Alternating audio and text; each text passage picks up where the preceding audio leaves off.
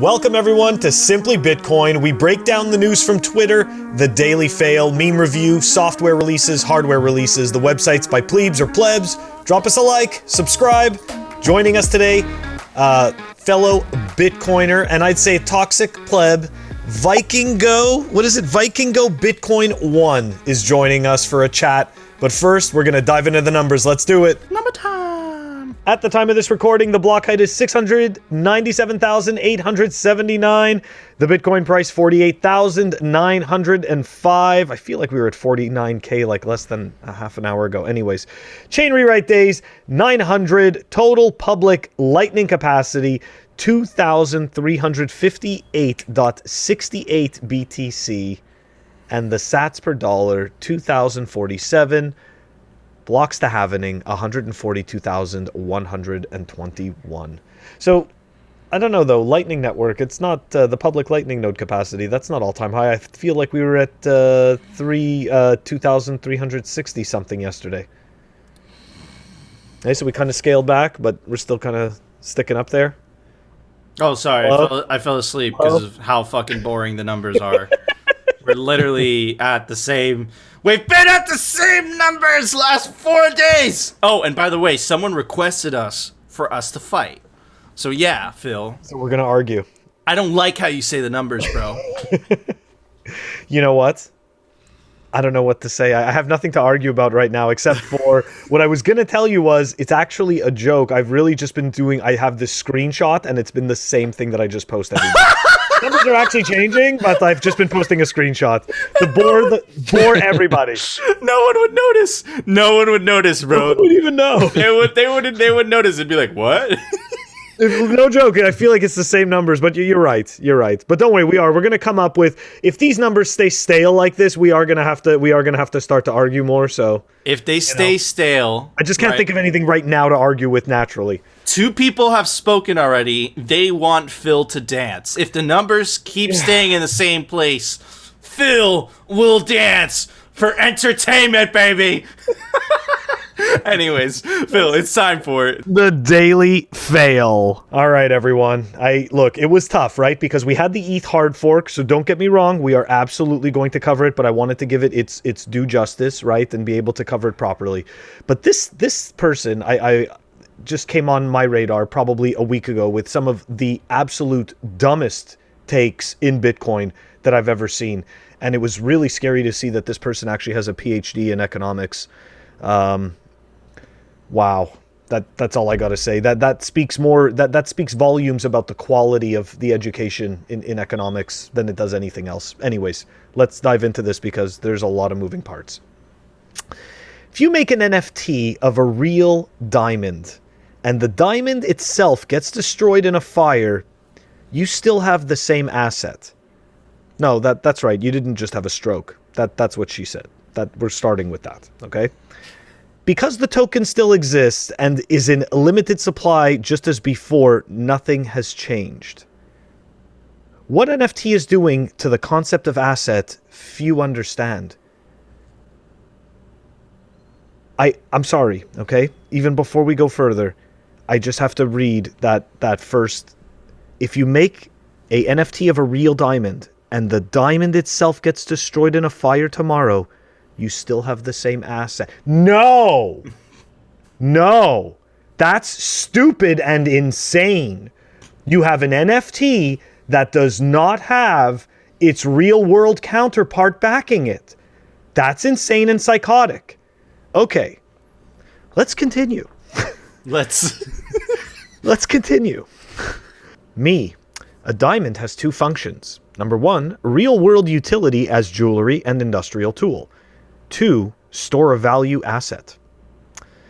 When I create an NFT for the diamond, which is a token in a computer network that denotes an amount of value and ownership, I transfer function 2 to the NFT. No, you don't. The NFT is just an NFT. The person can sell the diamond without the NFT ever even knowing that that asset has changed hands. Nothing is stopping Nico from selling me a diamond that has had an NFT made of it. Nothing is stopping our exchange. This makes no sense, and again, is insane and just weird. Mm-hmm. Okay. Yeah, we're gonna go on. I couldn't believe it. I really anyways, here. So yes, Bitcoin Leota, okay, had to respond and said, and I had to add this in, right? She said yes, right? Because look, it's an NFT diamond ring. It's fantastic. So look, you don't need the diamond anymore. You just have the hash. I hope her Every woman wants that hash. I hope her future husband gets her just a hash. It's a diamond. It's the same thing. Okay. Okay, so look. So we're gonna take this full circle. We're gonna dive into the NFT data, and we're gonna dive into a little bit, what the NFT is, because that's really like the fail isn't just this this person, but really their whole warped narrative around NFTs. Okay, so let's dive into it. I really liked this article. Actually, it was pretty. In terms of providing data, it seemed to provide some pretty interesting objective information. So here we go. Who is responsible for NFT data? Who is responsible for maintaining NFT data not stored on a blockchain? That is a question we've ran into frequently at Pinata. Okay, now before we go on, what the fuck is Pinata? Okay. It's your home for NFT media. Okay, so this is where you store, this is where you could go and store your NFTs, you create them and you can store them, and they will host them for you. Not a centralized entity, Nico. It's not a centralized entity. Not at all. Not at all. Okay? But remember, if you doubt it for one moment, I want you to remember, it's trusted by the industry. Okay? Never forget, trusted by the industry. Man, these shitcoiners and their goddamn names. You have to give it to them. Phenomenal. They're phenomenal at the names, bro. Okay, so let's dive into it. For familiarity, non-fungible tokens, or NFTs, are tokens minted on blockchains that are individually unique. What makes an NFT? The creation of an NFT can really be broken into two sections. First, there is the blockchain, which handles the minting and accounting of the NFT. However, blockchains are really bad at storing large amounts of data because it becomes extremely expensive to replicate.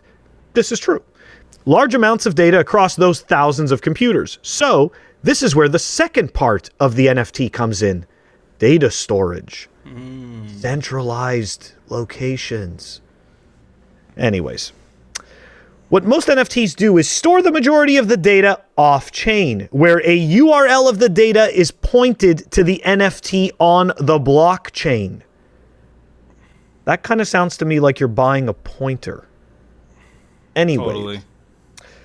Now they're going to talk about Pinata, right? This place that stores all your garbage. I mean, your NFTs. Pinata uses the Interplanetary File System. It's like a superhero, They got I guess. names, bro. Or IPFS, to create content addressable hashes of data, also known as content identifiers, or CIDs. Yes, that's right, Nico. We're getting very, very technical here. These CIDs act as both a way to retrieve the data and as a way to ensure the validity of the data. Those looking to retrieve data simply ask the IPFS network. That's a good one. They simply ask that network for the data that corresponds to a particular CID, and then if any node on the network has the data, it will return it back to the requester. I love the if part. So look, if the data's there, we're gonna give it back to you, but if it's not, you can pretty much go pound sand. Anyways, in order for off-chain data to be retrievable, somebody has to be hosting the data on the IPFS network. Remember how she was talking about those NFTs being a store of data? This is so much more ridiculous than I thought it was, dude. Well, I'm not done yet, unfortunately. So, first, we could sell the NFT as is and not worry about maintaining the data at all, right? So once the NFT is sold, the buyer instantly becomes responsible for figuring out how to store the data associated with the NFT. Do you see what is happening here? Really, at the end of the day, you should just actually buy real art. Anyways, or Bitcoin.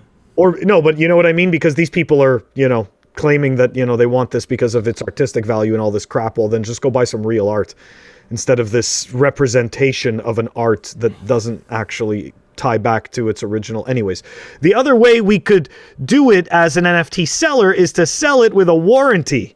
Who covers that warranty? God. Yeah, no, I know. This is not now. We're into car sales, Nico. We're selling you a car. This warranty would clearly define how long the seller would maintain the data before it becomes the responsibility of the buyer. So it's a car, it's a house, it's, we've got warranties, Nico. It's all good. Here we go. All right. That CID is the key to transferring the responsibility of data from seller to buyer. The buyer simply has to take that IPFS CID and pin it somewhere. Oh, it's that simple. With Pinata, we have an easy pin by hash functionality that lets users tell Pinata to grab an asset from the IPFS network and maintain it on our IPFS nodes. That's right. So you go to Pinata, and then Pinata goes to IPFS, and then IPFS gives it back to Pinata, which gives it back to you. This sounds so doable. This is the future of money. I can't. Yeah, this is so the future of money. This is censorship resistant. There's no bottlenecks, Nico. There's no bottlenecks, okay? This is so hard to listen to. I'm sorry. We agree. This can't be stopped. It just can't be stopped. All right, so we're going to wrap it up here, at least with this piece. The data of that NFT not on chain isn't permanent. No shit. To solve for this, NFT creators need to clearly define who and for how long someone is responsible for maintaining NFT data. With the help of Pinata and IPFS, transferring this responsibility is easy and secure for anyone buying and selling NFTs. Wow. Talk about delusion. Did any of that sound safe and secure to you? That sounded like a whole lot of centralized bottlenecks that could easily be censored at any given point. And not only that, but the underlying data can be changed. So, you know what? In all fairness, there is this tiny little part in the article that says you could decide to spin up your own IPFS node and store it yourself. You could. So I mean, don't get me wrong. That whole article there was trying to get you to use Pinata, right? That's what they're explaining to you. That's the key. The key to that article is that you should use our centralized service because we're trusted. Wait, what was the exact quote? We're trusted by the industry. Man, I love that quote, actually. Exactly. Man. I like Phil. Thank you for that. That was quite a journey. I don't know much about NFTs, but you just informed me, and you've just reconfirmed what my initial thoughts are, right? And I've always seen NFTs, right, from a very simplistic point of view, right?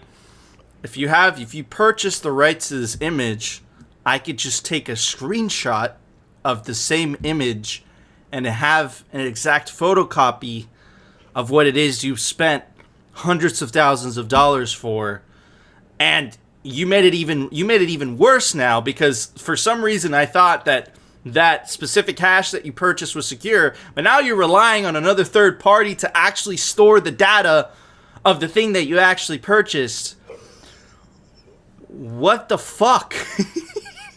Like, for lack of a better expression, like, what the F is wrong with these people, man? Like, look, Bitcoin solves a fundamental problem, right? Which is, how do I, right? And Satoshi solved this problem. How do I get it where someone can't make a copy of a Bitcoin, right? You solve that through a distributed ledger, right? You solve that through proof of work. I don't see this solving problems. And I think the delusion, I'm going to connect it to what that initial lady said, right?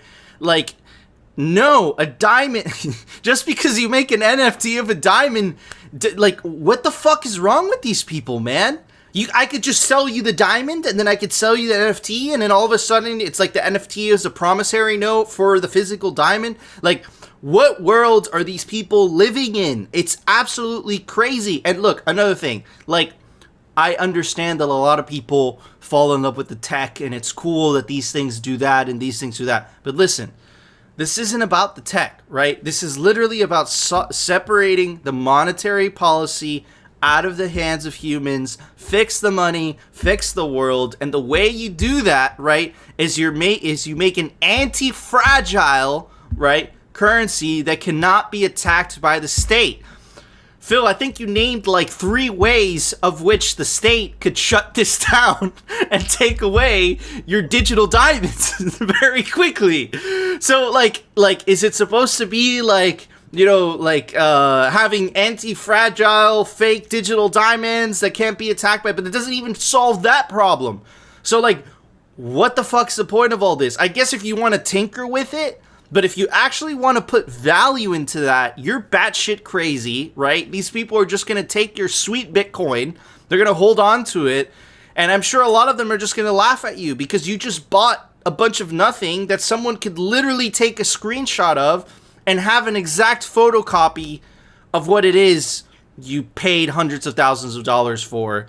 And I hope that lady gets an NFT instead of a diamond, and I just want to see her reaction, man, because this is just like, she's just being insincere or she's being stupid. But apparently those PhDs in macroeconomics make you stupid because they're on Keynesian economics, and those people believe that printing money solves all problems. But anyways, I'm gonna shut up. I'm gonna get our guest thoughts on this. Vikingo, are you seeing what we're seeing, or is this just us talking crap? No, Are we just being toxic?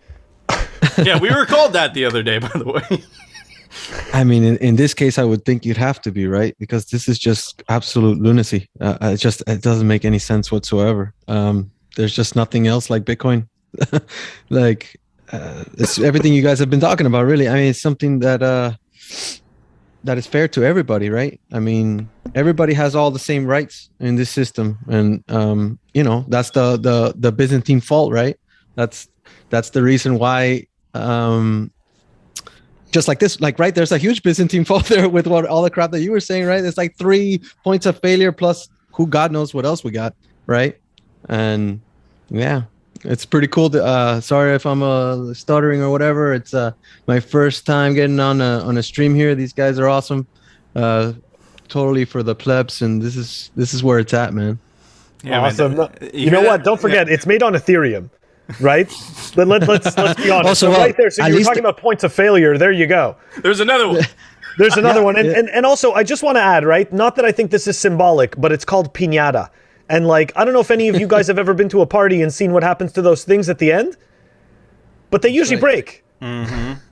That's right. They get fucked up, those piñatas, bro. But yeah, man. Hey, but at least they got an extra JPEG today, right? Because of the fork. Man, you hear that? That was pure pleb signal right there, baby. Wow.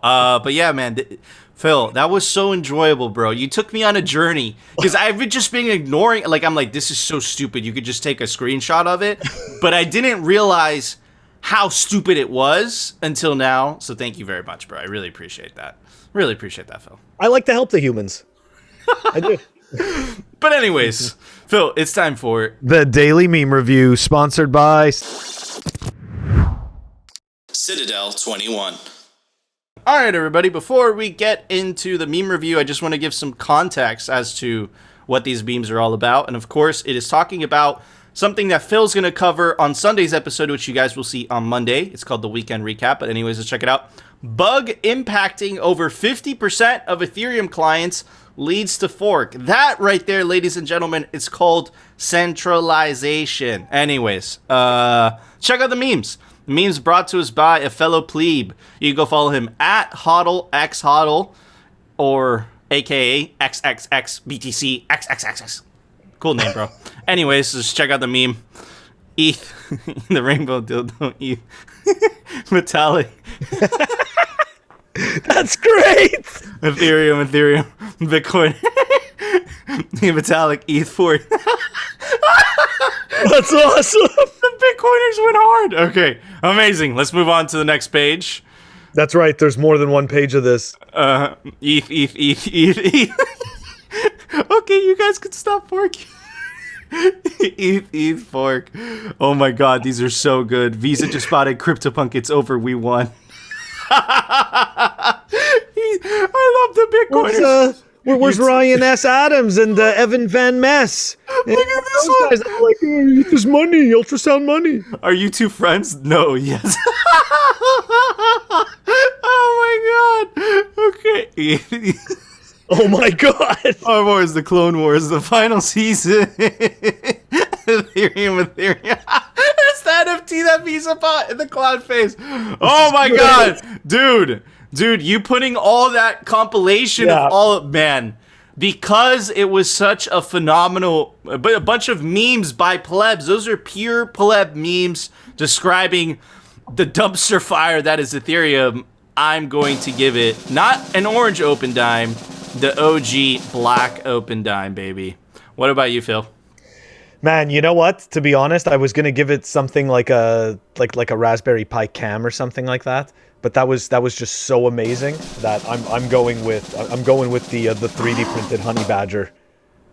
Well-deserved score. I completely agree with that score, dude. What Definitely 3D printed Honey Badger all the way. about you? El Vikingo de Cuba. What would you give? What would you give that meme?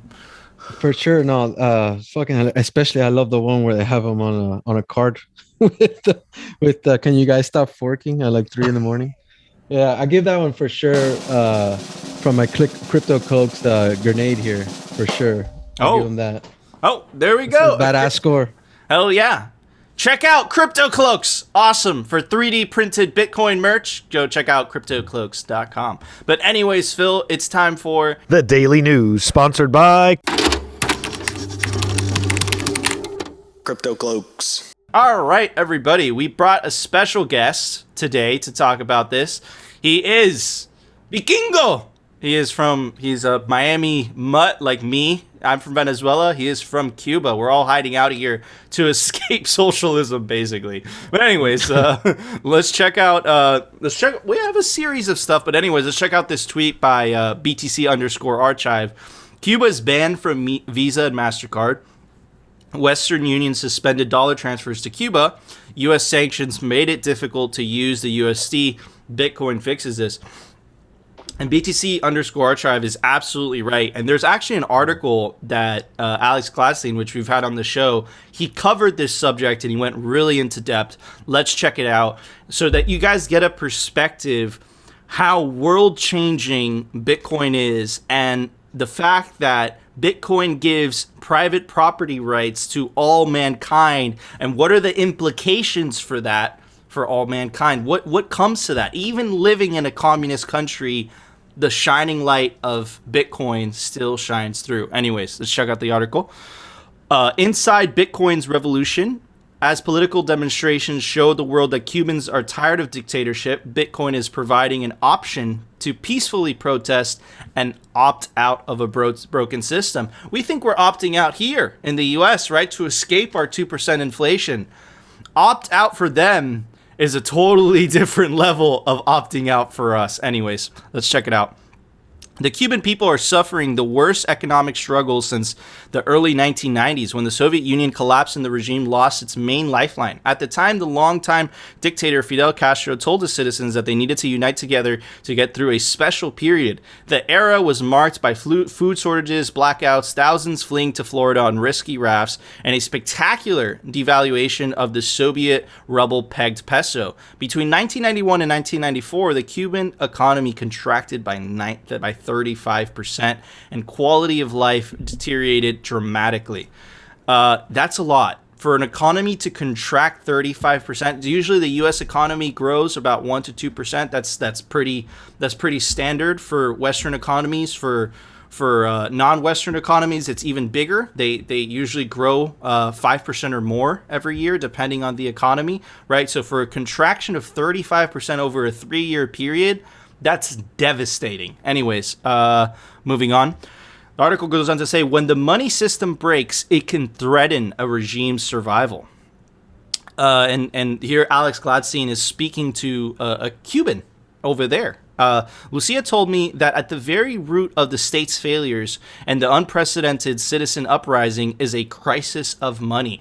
In January, the Communist Party of Cuba conducted what it describes as a monetary purification. This sounds terrifying. Since 1994, the government issued two kinds of currencies: the CUP, or Cuban peso, pegged to the dollar 24 to 1, and the Cuban convertible peso, pegged to the dollar 1 to 1. Public sector salaries and pensions were always paid in pesos, but for years, citizens needed to obtain Cuban convertible pesos to buy key items like medicine, any food beyond the basic clothing, cleaning supplies, and electronics. The regime designed the system to suck value out of the population. This is worse than inflation.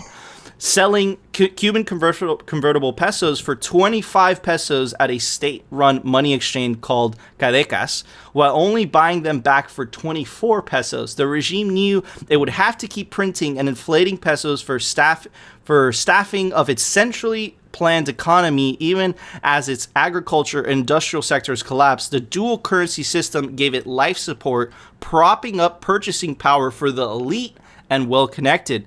Lucia described the system's output as creating a reality where she could buy a cup of coffee, a bus ride, and even a small meal for an incredibly cheap price in pesos, but a pair of shoes and a phone plan, right, the things that actually matter, right, she would have to its price in Cuban convertible pesos, which are pegged 1 to 1 to a dollar, would cost an entire month's salary. This is awful. Very similar thing is happening in Venezuela, by the way, and you're hearing the same stories, right? We have Javier Bastardo, Crypto Bastardo, saying the same thing. His lifeline is Bitcoin, right? But it's incredible this is actually happening in Cuba, where socialism has been around for a much longer time. Many Cuban Americans still have family on the island and find ways to send them dollars. It is estimated that as much as $3 billion is remitted into Cuba each year. To convert dollars to Cuban convertible pesos, one had to pay a fee of 10% at a minimum to the state, not even to Western Union, to the state. The system was designed to suck in hard foreign currency and provide Cubans with fake dollars, or even worse, pesos. Right? The article goes on to say, as of January 1st, 2021, the Cuban convertible peso was officially phased out. Cubans were given 6 months to exchange their Cuban convertible pesos. For pesos at the official exchange rate. This constitutes a massive time theft, considering Cubans worked hard for those CUCs and are now being liquidated out of dollar positions into tiny amounts of rapidly depreciating currency. Even before January, CUCs were traded at a 15% discount to the dollar. So even though it was theoretically pegged to the dollar, right, they were still trading at a discount. Over the past 8 months, the monetary reform has caused a massive devaluation in the peso. Cubans have lost nearly 2/3 of their purchasing power since the end of 2020, as the price of $1 has gone from the official official rate of 24 pesos to costing as much as 70 pesos on the black market.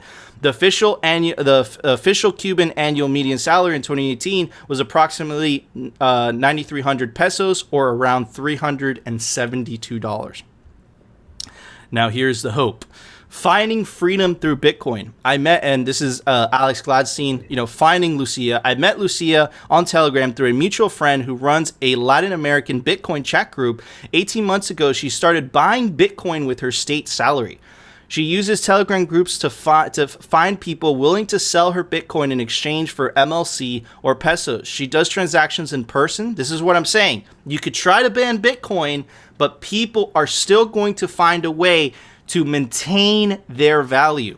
Where she sends MLCs from her mobile account to the sellers, or hands over peso banknotes stamped with the faces of revolutionary figures like Che Guevara in exchange for a transfer of Bitcoin to the Blockstream green wallet on her phone, right? So she's getting rid of that dirty fiat for that sweet freedom money.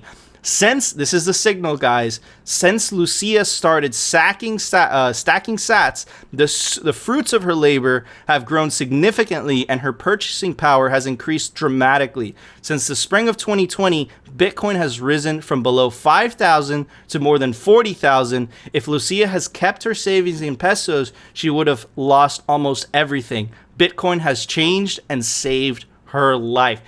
This is a story that I've been hearing all around the world, in Venezuela, in Nigeria, in Afghanistan. We read you a story of a similar person, of a younger person that wanted to escape the devaluation of their currency and also the bank runs that were happening in Afghanistan. So what did they do? They opted out into the orange coin.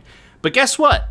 The government is wising up to people opting out, and it looks like they're going to try to capture some of it. Cuba to recognize and regulate Bitcoin and shitcoins for payments. Havana. Cuba's government has said it will recognize and regulate Bitcoin and shitcoin payments on the island. A resolution published in the official gazette on Thursday said that the central bank will set rules for such currencies and determine how to license providers of related services within Cuba.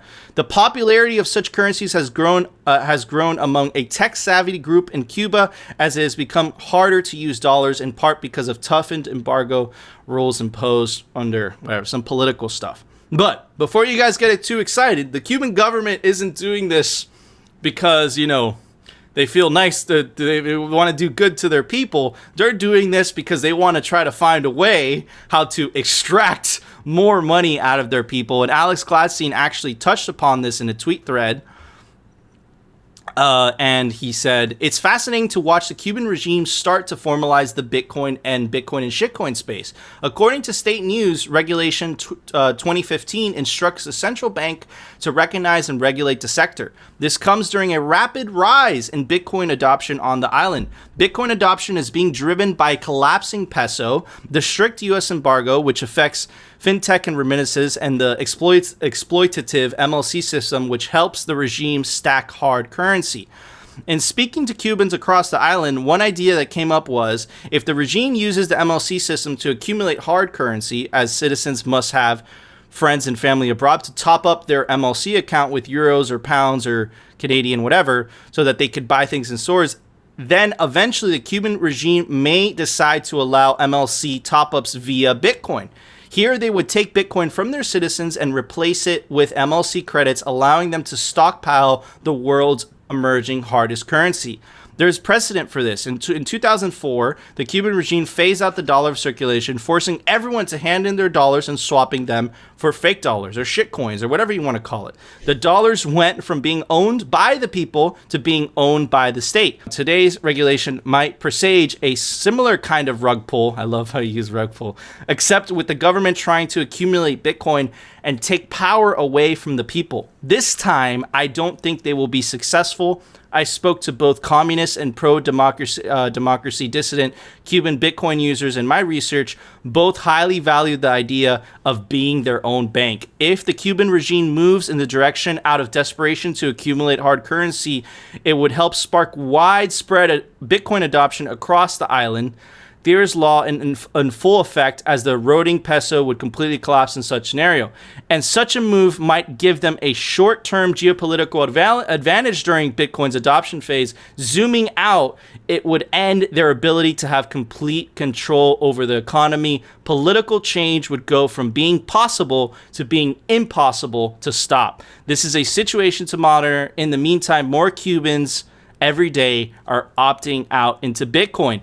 That's absolutely insane. Bitcoin is such a powerful technology. It's such a powerful idea that without firing a shot, because it allows people to take self-custody over a large amount of value, right? Without having to use any third-party intermediary. What the state is using, is used to having that ability that if you want to send any type of money to Cuba, right, the state takes a 10% tax, right? Now all of a sudden, you don't need to use any of those intermediaries. I could send money directly to my family member in Cuba, therefore empowering that individual in Cuba, right? And therefore taking power away from the state and therefore making room for eventually, a more freer society, right? That's how powerful Bitcoin is. This is not only happening in Cuba. This is also happening in Venezuela. This is also happening in Afghanistan. This is freedom money. And what you saw there from Alex Gladstein, amazing article, was pure signal about what's actually happening on the ground. And if you ignore all the propaganda news, This is the life-changing technology, and this is the actual effects that it's having on the real world. It's freeing people from all types of tyranny, whether that's inflationary tyranny or whether that's just straight up communist governments stealing your freaking money and giving you shit coins in return, man. It's absolutely beautiful to see, and I'm really excited to hear what Phil and Vikingo, a fellow Cuban in living in Miami, has to say about this. Phil? Yeah, so I'm gonna keep it short so we could dive right into what Vikingo has to say. But look, I didn't know that about the what they were doing with their money, and that is absolutely psychotic behavior from the elites, right? To be leeching and essentially like sucking every last bit out of the poorest people of your nation in order to essentially maintain your power and your wealth and your status. So that was absolutely, wow. I did not know any of that. That was horrible. But look, it's great that we have Bitcoin. It's great that there's a way out. And you know what? This kind of stuff, man, this is one example after another. We are seeing people freeing themselves, from these these monetary slave owners with Bitcoin. So while everyone's focusing on NFTs and highly centralized Ethereum, highly whatever, Freedom Money, which is Bitcoin, the only cryptocurrency that could successfully withstand a nation-state attack, right, is actually freeing people on all sides of the planet. And that, my friends, is the signal. Vikingo, what are your thoughts on this, man? We brought you on the show today. I know that you don't live in Cuba, but man, right. you live in Miami, which is basically Cuba, kinda. Now yeah, it went from being Cuba to like Cuba, Venezuela. Like now it's like both. It's kind of combined. Now you guys are getting more Venezuelans in here as well. Yeah, most definitely. And I think now too we're getting a lot more people from New York, California, Chicago, all trying to escape from the communism. Yeah, they're trying to escape from communism. And it's horrible too because a lot of those people are my clients and they're gonna keep propagating it, man. They're gonna no, I'm gonna keep voting blue, you know what I'm saying? Or yeah. And it's just it's because I don't want to get into politics, right, when I'm under a professional capacity.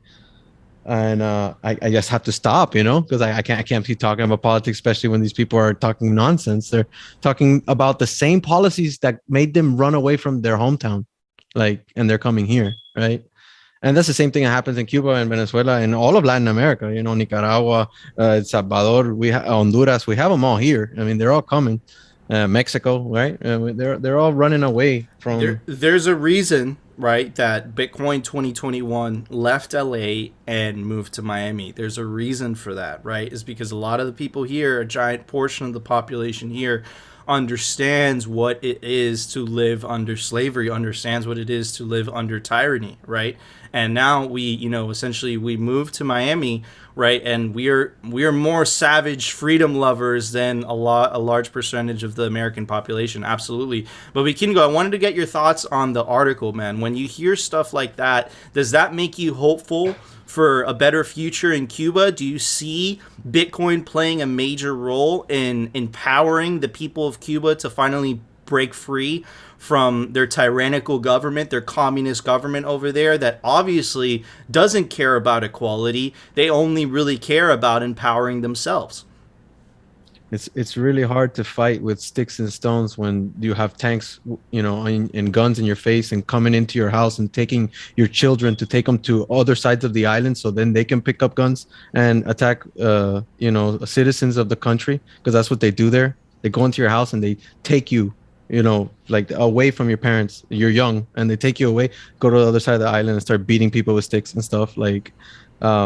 Over there, I don't know, right? Because I hate saying things that might not be true, right? But the things that I've heard from my family, from other people out here in the streets, back then, at least I don't know about modern day Cuba, but back then, if you kill a cow, you get 20 years, but if you shoot a human, you only get 5 years in jail, right?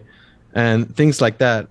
But to answer your question is, yeah, it's gonna be a tough battle, man. Like I think that this is gonna help them in a way, for sure, definitely, to be able to actually, make a living, because these people are not making a living; they're barely surviving. Like, same thing that I'm sure about, in Venezuela with your people.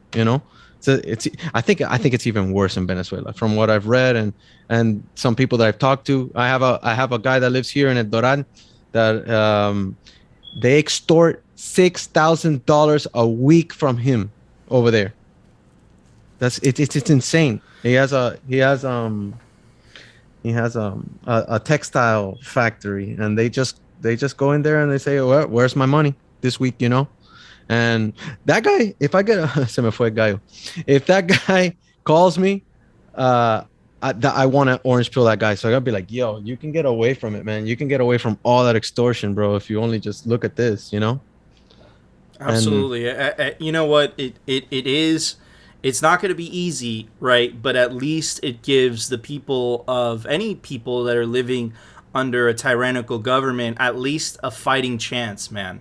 It at least gives them the ability to save, to plan for a better future, and then hopefully in enough people saving, right, they could accumulate enough power to, hopefully in the future eventually change the system, or, in a more peaceful way, just to defund the system altogether, right? Because that's what Bitcoin allows you to do. Bitcoin allows you to essentially be in the Bitcoin circular economy. If I want to transact with Phil, I could transact directly with Phil. I don't even have to touch anything part of the government, right? That's how powerful Bitcoin is, man. It's just a matter of enough people learning that, so we reach a critical mass where enough people of the population, right, are saving in Bitcoin and not using the state currency, and the state just collapses, because of its own weight. It just can't. It's not able to afford to pay those salaries of those workers, of the bureaucrats, essentially, right? So yeah, man, it's hopeful. And again, I'm gonna keep reiterating this, guys, because it's so important. Bitcoin provides a shining light, even in the darkest places of the world. Bitcoin still finds a way to shine on through, even in the most tyrannical, dirty, horrible, violent places, whether it's Venezuela, whether it's Cuba, whether it's Afghanistan, whether it's Nigeria, it doesn't matter. The honey badger is right there, and the honey badger is there to provide people with hope for a better future. But anyways, Phil, there was a software release today. Why don't you tell everybody about it? Software releases. All right, we've got Spectre Desktop version 1.6.0. That is a Bitcoin wallet that also offers multi-sig functionality. Check it out. It's also part of the MyNode suite, and it's also installed on the Raspberry Blitz. I don't know if it's on Umbrel. I'm assuming it's on Umbrel. I haven't checked in a long time, but definitely those two. Definitely Raspberry Blitz and MyNode. Check it out. They also have a do-it-yourself hardware wallet. I have one. It's really cool. Nice touch screen. Not expensive. It's worth checking out. Anyways, down below in the show notes. Awesome. Thank you, Phil. All right, guys, that was our Saturday show. We'll see you again on Monday for the weekend recap. But, guys, before we go, I want to give a shout out to our awesome guests. We're both hiding out in Miami, away from all the communists. And man, hopefully Miami doesn't follow fuck the communists. Yeah, man, straight up. Hopefully Miami doesn't follow suit, but I want to give him a shout out. You can go follow him. He's definitely a fellow pleb. You go give him a follow at Vikingo Bitcoin 1 on Bitcoin Twitter. And guys, you know what to do. If you enjoyed the show, smash that like button.